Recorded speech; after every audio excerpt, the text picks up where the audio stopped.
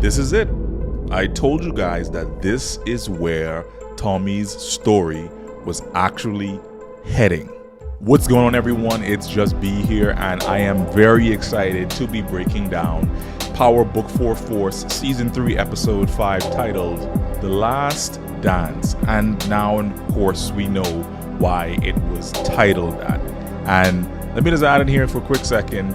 I know I posted this on my community tab already, but whenever I stamp something as my official B theory, if you guys look back at my track record, look at Raising Kanan, look at Ghost, from the famous prediction to the Breeze prediction, the ending of Tariq's story predictions, may not always have everything right, but I get it right more than I get it wrong. But let me come off my soapbox for a second. I want us to focus on a couple of key things that happened in this episode. So we're diving right now into the biggest parts of this episode right now. Let's go. So this episode starts off with a very deep cut back to the very first episode of Force that shows a retaliation for what Tommy, Vic, and Jannard did to the Yardies in A Deal Gone Bad.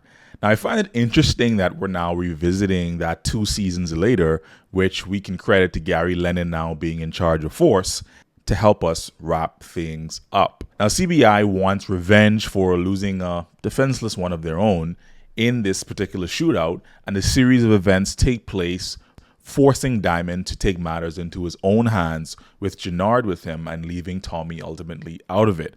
Which, of course, shows us the path that they've been headed on since season 2. CBI ends up meeting with the head of the Yardies, Amos, and they are under the impression that they want to put the hit behind them and fold them into the coalition in this particular meetup as it's being presented. The Yardies and CBI lay down arms at this meet, and then Diamond flips on them with an outside shooter, laying waste to the whole group of Yardies in a cold move, I might add. But then Diamond makes another major move without Tommy again by meeting with Che with Jannard again as they recapped the Yardie situation to make sure that Che knows it's all good, which ultimately leads to him finding favor with Che in the end.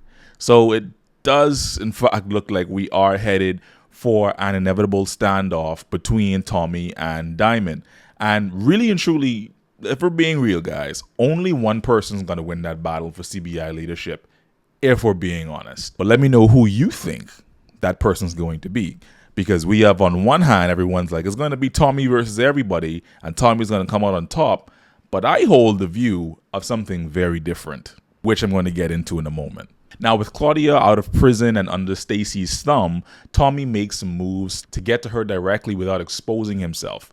So he enlists Vic's help and further entrenches himself into Stacy's campaign with dirty money, where he eventually ambushes her, forcing Stacy to bend to Tommy's will, or she risks exposure and a total loss of her reputation, which I will say I'm very disappointed in.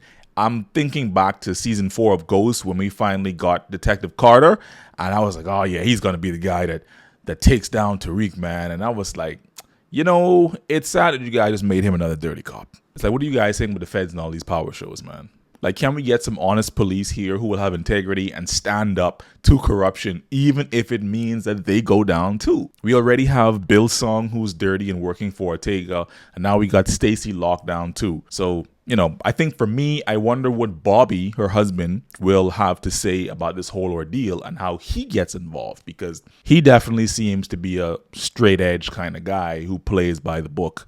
And even though that was Stacy, she ultimately chose power, knock on wood, and to preserve that power over doing what is right. But let me know how you guys see this playing out in the comments. Meanwhile, I think at this stage we should know to expect 2 things on an episode 5 and an episode 8 of any season of Power, and that is a major death. That's a common pattern that we see across all of the shows. Last season, it was Walter in season 2, episode 5.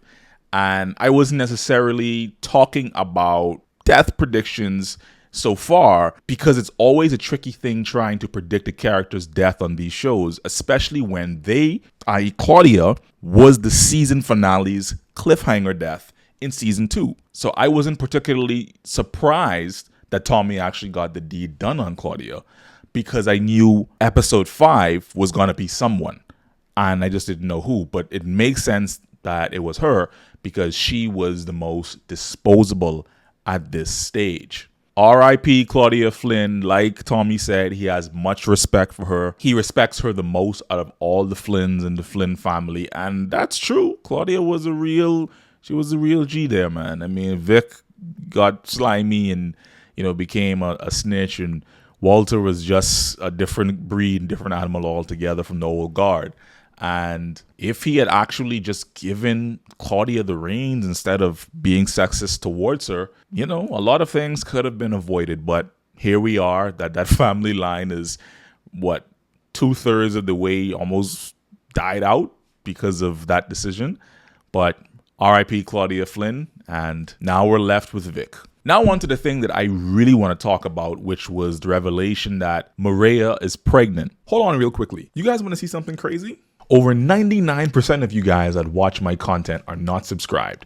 So I'm asking real quickly, if you don't mind, just hit the like button and hit subscribe real quickly. I'd love to keep on giving this content to you guys, and lets me know that people actually are interested. Feel free to do that, man. Really appreciate it a lot. Would help me out a long way in growing my small channel. Thanks. Now back to the video. Now, if you recall in my episode 302 breakdown, I gave an official B theory how in order to truly move Tommy's story forward, we need to ground him and settle him with real ties. So now we know why Maria was always just at his house, sleeping and tired. And I think this is an important junction in his particular story arc.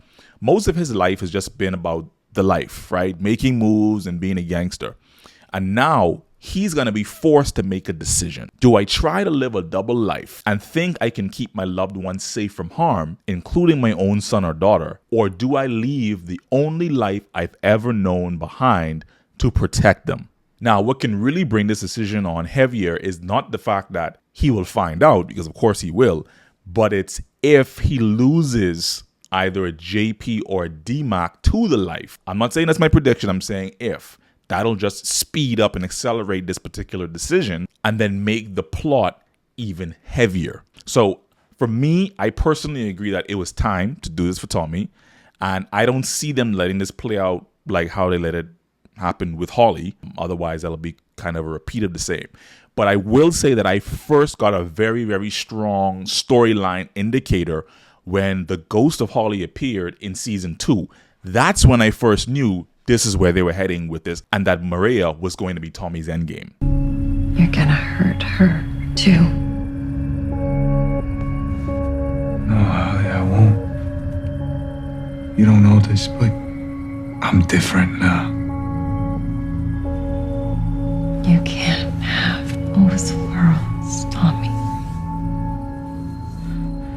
So I do see this going all the way and setting up future story opportunities as well. Now, just so you guys are very much aware, it was at this time behind the scenes in production that the cast and crew learned that Force was canceled. It was during production of episode 5. So from episode 6 and beyond, you do need to expect to see lots of shifts and maybe even a pace change for the show. So if certain things gets left behind and certain plot points don't start connecting anymore, it's because now they had to wrap up what they originally planned would continue to be a multi-season show into the remaining 5 episodes.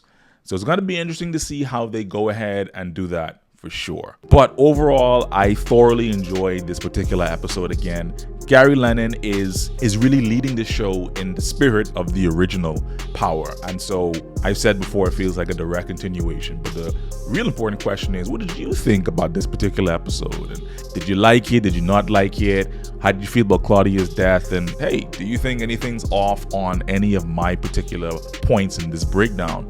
Hit me in the comments, let me know, man. And listen, if you guys derived any value from this breakdown, let me tell y'all something, man. Hit that like button, hit subscribe, comment. I really and truly appreciate it. Until next time, guys. Peace.